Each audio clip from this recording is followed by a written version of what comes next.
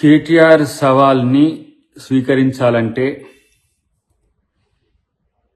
వాళ్ళయ్యే కేసీఆర్ రావాల్సిన అవసరం ఉంది. ఎందుకంటే ఇవన్నీ కూడా ఉత్త ప్రచారార్భాటం కొరకు చేసే ఎత్తుగడలు అనేది అందరికీ అర్థమవుతూనే ఉంది. ఏ సెంటర్ ఎందుకు, అసెంబ్లీ సెంటర్నే పెట్టుకోవచ్చు. మొన్న హరీష్ రావు కూడా ఒక సవాల్ విసిరిండు, తర్వాత నువ్వు ఒక సవాల్ విసురుతున్నావు.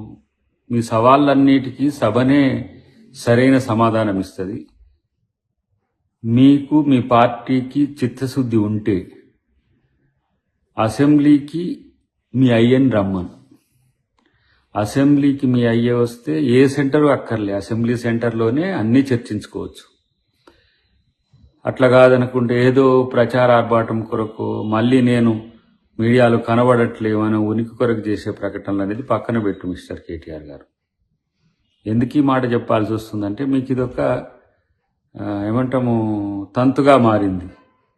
సవాళ్ళు విసిరి ఆడికి వస్తావా ఈడికి వస్తావా. మరి మీ డాడీ ఎక్కడికి రావట్లేదు, మరి ఎవరాయన? ఆయన ప్రతిపక్ష నేతనా, లేకపోతే ఏమైనా రాజు అనుకుంటుండా, లేకపోతే ఏంది మీ కథ, ఏంది మీ పార్టీ, ఏంది మీ ముచ్చట, ఏంది? ఏదైనా తేల్చుకోవడానికి మీ మీద నమ్మకం లేదు కాబట్టి ప్రతిపక్ష నాయకుడిగా మీ అయ్యని రమ్మనండి. సమయం ఆయనే చెప్పమనండి, వేదిక ఆయనే చెప్పమనండి. లేకపోతే ఏ సెంటర్ అయినా ఏదైనా నష్టం లేదు, కానీ అసెంబ్లీ అయితే బాగుంటుంది అనేది మా ప్రతిపాదన.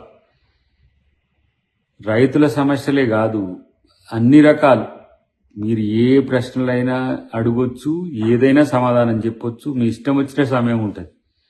అసెంబ్లీలో తేల్చుకుందాం రా అని అంటే మరి మీ డాడీ ఏమో అసెంబ్లీకి రావట్లేడు, నువ్వేమో బస్తీ మేసావాలని చాలా జబర్దస్తిగా చెప్తా ఉన్నావు. మరి నిన్నేమో ఎవరు పట్టించుకునేటట్లేదు, మీ పార్టీలో మీరు ముగ్గురు అయిపోయిండ్రు.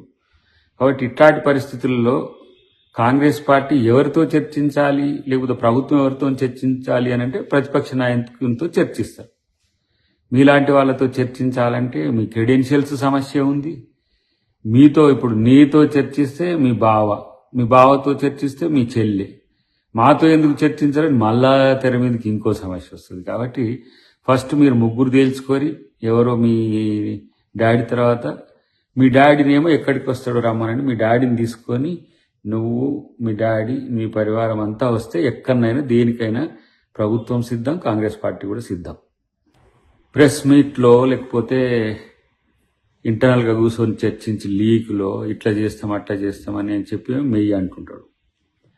మీరేమో మీ ఇంట్లో ముసలాన్ని కప్పిపుచ్చడానికి నువ్వు ఒకసారి, మీ బావ ఒకసారి, మీ చెల్లి ఒకసారి.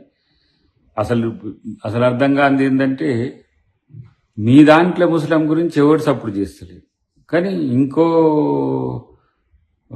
సమస్య గురించి మీరు చర్చిస్తే మీ చిత్తశుద్ధి మీద ఎవరికి నమ్మకం ఉంటుంది? ఇలా రైతు సమాజం గురించి రైతులందరికీ తెలుసు.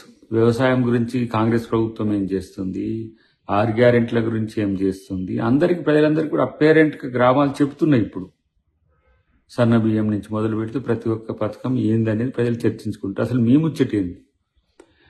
మీతో కవిత ఉన్నట్టా లేనట్టా, మీ పార్టీనా కానట్టా, అసలు ఆ దయ్యాలెవరో తెలియకుండా మీరు కొట్లాడుకుంటూ మీ అంతర్గత సమస్యల కోసం, మీ ఉనికి కోసం ఇలాంటి వాదాలు, ప్రతివాదాలు, సవాళ్ళు, అస్తిత్వాల కొరకు పోరాటాలు ఎవరు మిమ్మల్ని పట్టించుకోరు. ఆ విషయం ఫస్ట్ మీరు తేల్చుకోండి. మేం ప్రభుత్వం రైతుల గురించే కాదు, మేమిచ్చిన ప్రతి అంశం మీద కూడా దేనికైనా అసెంబ్లీ వేదికగానే సిద్ధంగా ఉంటామనేది ముచ్చట గుర్తుపెట్టుకోండి. కానీ మీ అయ్యను అసెంబ్లీకి రమ్మనమండి.